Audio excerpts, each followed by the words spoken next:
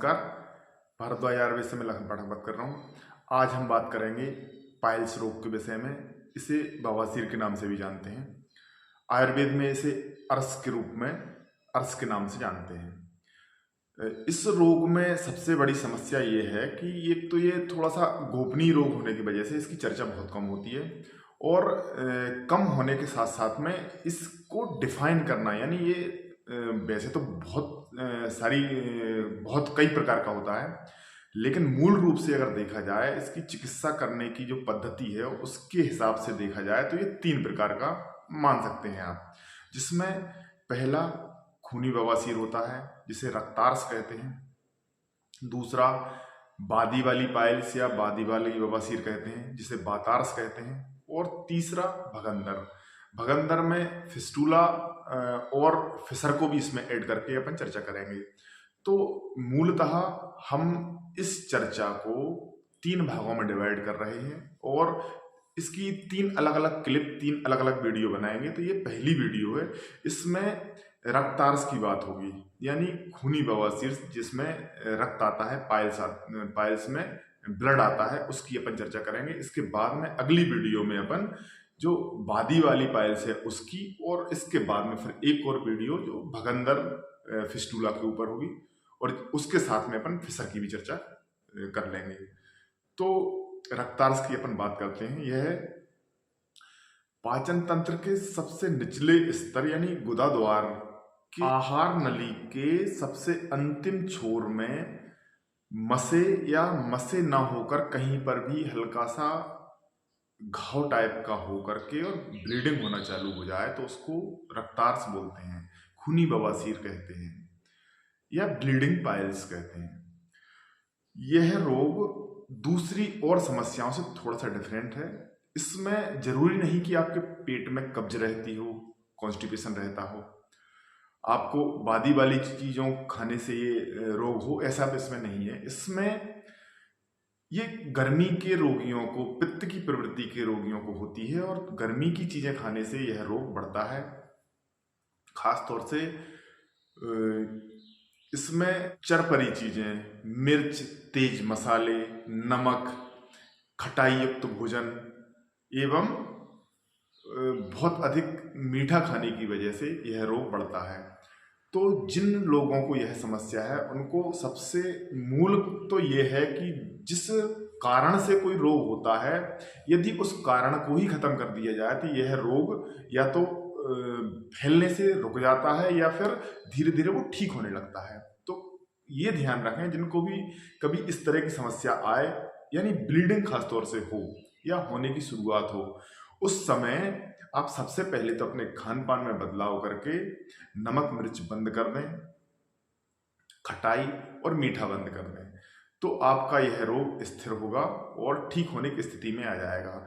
और उस समय कुछ घरेलू उपाय करके आप इस रोग को शुरुआती दौर में ही ठीक कर सकते हैं। घरेलू उपाय में आपने कई बार शायद प्रयोग भी किया हो या फिर कहीं सुना भी हो।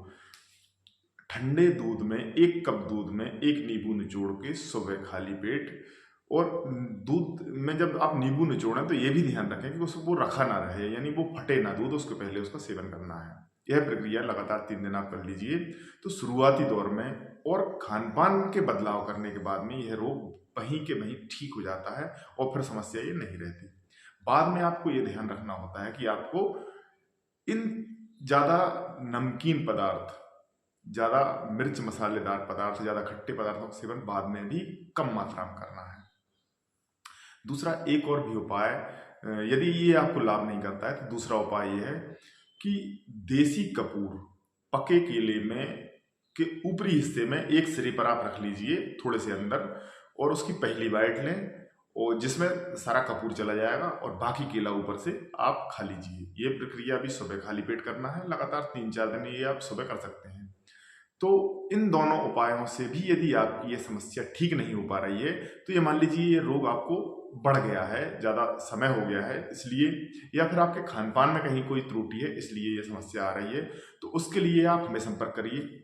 हमारे यहाँ के जो परिणाम हैं वो 90 से 95% लोगों को इस रोग से हमने निकाला है, उबारा है और उन्होंने इस रोग से निजात पाई है, पूर्ण रूप से स्वस्थ रह रहे हैं केवल एक बार की दवाई में। एक बार की दवाई से मेरा मतलब है कि हम लोग 15 से 17 दिन की दवाई इसको देते हैं और वो रोगी निजात पा लेता है इतनी ही दवाई से, वो ठीक हो जाता है। रेयर कंडीशन में कभी दोबारा दवाई देना होता है, अन्यथा दोबारा दवाई देने की आवश्यकता नहीं होती है।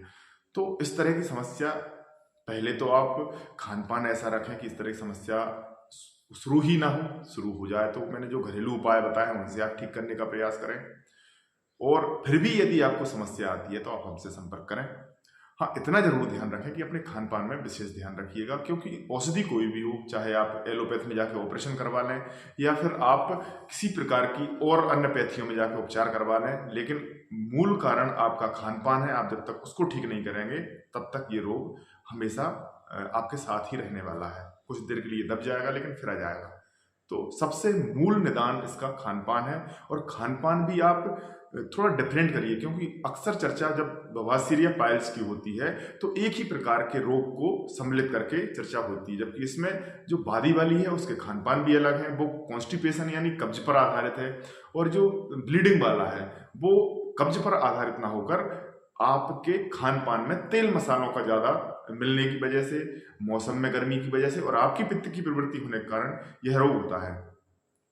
तो हमेशा ध्यान रखिएगा, इस तरह के रोग होने के जो कारण हैं वो भी उससे अलग हैं जो बादी वाली है, और इसके कारण भी अलग हैं।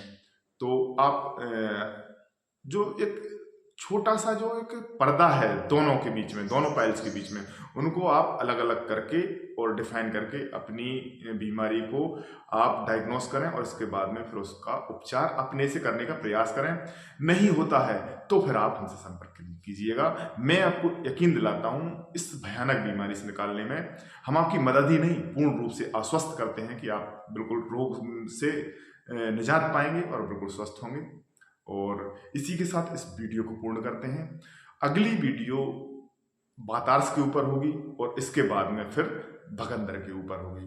तो इस वीडियो को यहाँ पे हम पूर्ण करते हैं। इसी के साथ नमस्कार, धन्यवाद।